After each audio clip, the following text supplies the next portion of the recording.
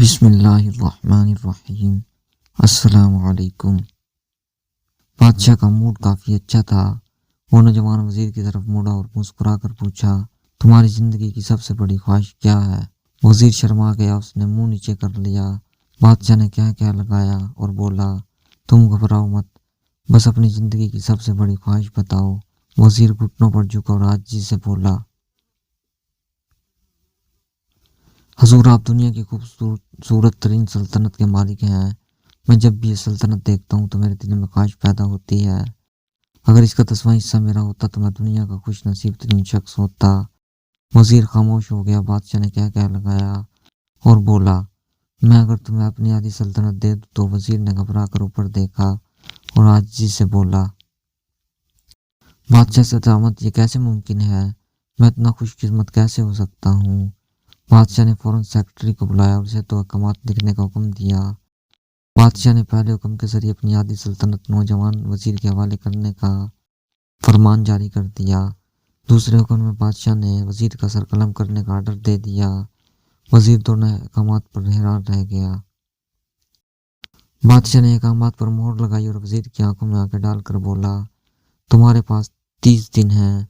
تم نے ان 30 دنوں میں صرف 3 سوالوں کے جواب تلاش کرنا ہے۔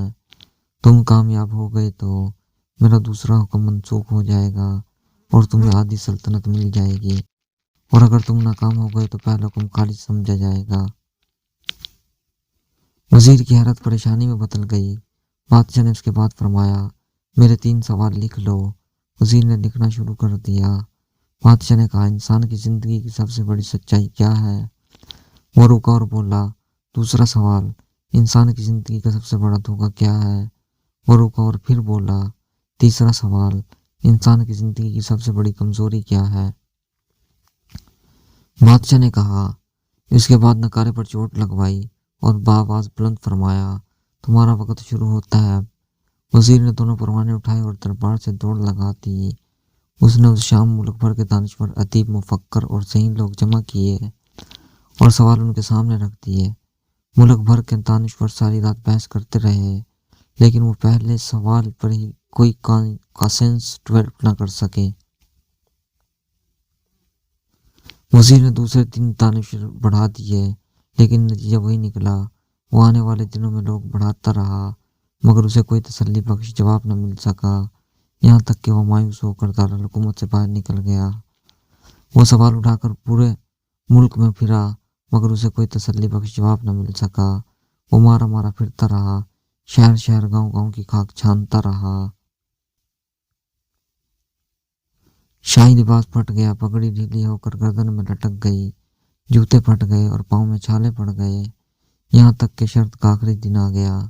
اگلے دن اس نے دربار میں پیش ہونا تھا۔ وزیر کو یقین تھا یہ اس کی زندگی کا آخری دن ہے، کل اس کی گردن کاٹ دی جائے گی اور جس شہر کے مرکزی پل پر لٹکا دیا جائے گا۔ وہ مایوسی کے عالم میں دارالحکومت کی کچی آبادی میں پہنچ گیا۔ آبادی کے سرے پر ایک فقیر کی جھونپڑی تھی۔ وہ گرتا پڑتا اس کی کٹیا تک پہنچ گیا۔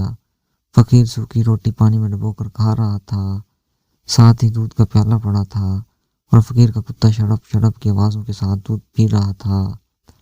فقیر نے وزیر کی حالت دیکھی، کیا لگایا اور بولا، جناب عالی، آپ صحیح جگہ پہنچے ہیں، آپ کے 3 سوالوں کے جواب میرے پاس ہیں۔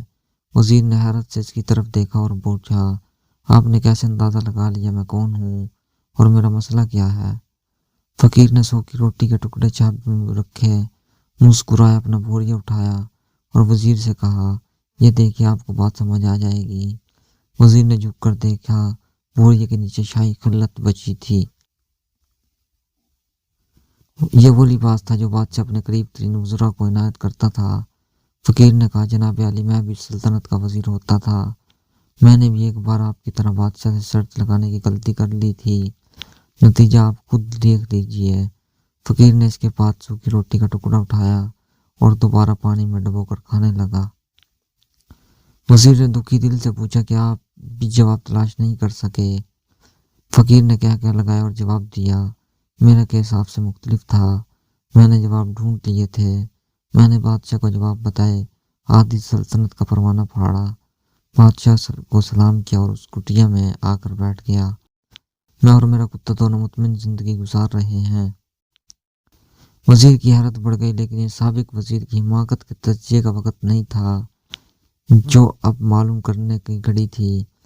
चुनांचे वजीर एंकर पर्सन बनने के बजाय फरियादी बन गया और उसने फकीर से पूछा, क्या आप मुझे सवालों के जवाब दे सकते हैं? फकीर ने हाँ में गर्दन हिलाकर जवाब दिया, मैं पहले 2 सवालों का जवाब मुफ्त दूंगा, लेकिन तीसरे जवाब के लिए तुम्हें कीमत अदा करना होगी। वजीर के पास शर्त मानने के सिवा कोई ऑप्शन नहीं था। उसने फौरन हाँ में गर्दन हिला दी। फकीर बोला, दुनिया की सबसे बड़ी सच्चाई मौत है। इंसान कोई भी हो, कुछ भी हो, वो इस सच्चाई से नहीं बच सकता। वो रुका और बोला, इंसान की जिंदगी का सबसे बड़ा धोखा जिंदगी है। हम में से हर शख्स जिंदगी को दायमी समझकर इसके धोखे में आ जाता है। फकीर के दोनों जवाब नाकाबिल तरदीद थे। वजीर सरशार हो गया। इसने अब तीसरे जवाब के लिए फकीर से शर्त पूछी। फकीर ने कहकर लगाया, कुत्ते के सामने से दूध का प्याला उठाया, वजीर के हाथ में दिया और कहा, मैं आपको तीसरे सवाल का जवाब इस वक्त तक नहीं दूंगा जब तक आप दूध नहीं पीते। वजीर के माथे पर पसीना आ गया। उसने नफरत से प्याला जमीन पर रख दिया। वो किसी की कीमत पर कुत्ते का झूठा दूध नहीं पीना चाहता था। फकीर ने कंधे झुकाए और कहा, ओके, तुम्हारे पास अब 2 रास्ते हैं। तुम इनकार कर दो और शाही जल्लाद कल तुम्हारा सर उतार दे, या फिर तुम ये आध पाव दूध पी जाओ और तुम्हारी जान भी बच जाए और तुम आधी सल्तनत के मालिक भी बन जाओ। फैसला बहरहाल तुमने करना है। वजीर मुखमसे में फंस गया। एक तरफ जिंदगी और आधी सल्तनत थी और दूसरी तरफ कुत्ते का झूठा दूध था। वो सोचता रहा, यहाँ तक कि जान और माल जीत गया और सेल्फ रिस्पेक्ट हार गई। वजीर ने प्याला उठाया और एक ही सांस में दूध पी गया। फकीर ने कह लगाया और बोला, मेरे बच्चे, इंसान की सबसे बड़ी कमजोरी कर्ज होती है। ये उसे कुत्ते का झूठा दूध तक पीने पर मजबूर कर देती है। ये वो सच है जिसने मुझे सल्तनत का परवाना फाड़ कर कुटिया में बैठने पर मजबूर कर दिया था। मैं जान गया था, मैं जूं जूं जिंदगी के धोखे में आऊंगा, मैं मौत की सच्चाई को फरामोश करता जाऊंगा, और मैं मौत को जितना फरामोश करता रहूंगा, मैं उतना ही गर्ज की दलदल में धंसता जाऊंगा, और मुझे रोज इस दलदल में सांस लेने के लिए गर्ज का गलीज दूध पीना पड़ेगा। लिहाजा मेरा मशवरा है, जिंदगी की इन तीनों हकीकतों को जान लो, तुम्हारी जिंदगी अच्छी गुजरेगी। वजीर खजालत, शर्मिंदगी और खुद तरसी का तोहफा लेकर फकीर की कुटिया से निकला और महल की तरफ चल पड़ा। वो जूं जूं महल के करीब पहुंचता रहा, इसके साथ शर्मिंदगी में इजाफा होता रहा। इसके अंदर जिल्लत एहसास बढ़ रहा था। वो इस एहसास के साथ महल के दरवाजे पर पहुंचा। उसके सीने में खौफनाक टीस उठी। वो घोड़े से गिरा, लंबी हिचकी ली और उसकी रूह कफ्स अंसरी से परवास कर गई। हमें किसी दिन किसी ठंडी जगह पर बैठकर जिंदगी के इन बुनियादी सवालों पर जरूर गौर करना चाहिए। हमें ये सोचना चाहिए, हम लोग कहीं जिंदगी के धोखे में आकर कस के पीछे तो नहीं भाग रहे। हम लोग कहीं मौत को फरामोश तो नहीं कर बैठे। हम कहीं इस कहानी के वजीर तो नहीं बन गए। मुझे यकीन है, हम लोगों ने जिस दिन ये सोच लिया, उस दिन हम कर्ज के इन गलीज प्यालों से बालातर होते चले जाएंगे और जिंदगी के असल को समझ जाएंगे।